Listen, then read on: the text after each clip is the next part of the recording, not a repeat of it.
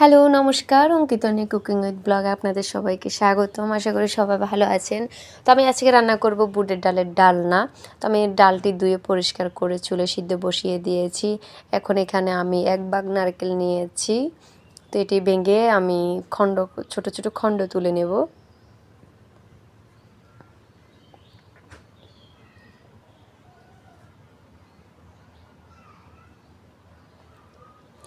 ধুয়ে পরিষ্কার করে এর পিছনের কালো অংশটি ফেলে দেব এবং ছোট ছোট করে কুচি করে নেব।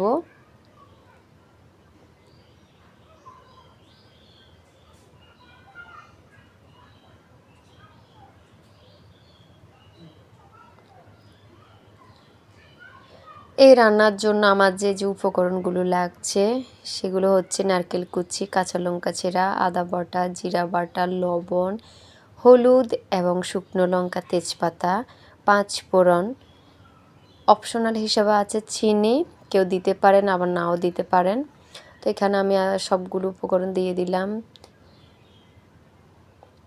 বাইরে ওয়েদার অনেক বেশি বাতাস হচ্ছিল, তো আমি গ্যাসে এনে বসিয়ে দিয়েছি। আমার ডালটি সিদ্ধ হয়েছে কিনা আমি দেখে নেব। হ্যাঁ, ডালটি সিদ্ধ হয়ে গেছে। তো নামিয়ে নিচ্ছি। এখন ওই কড়াইয়ে দিয়ে দিব তেল। তেল গরম হয়ে গেছে, এখন শুকনো লঙ্কাগুলো ভেজে নেব।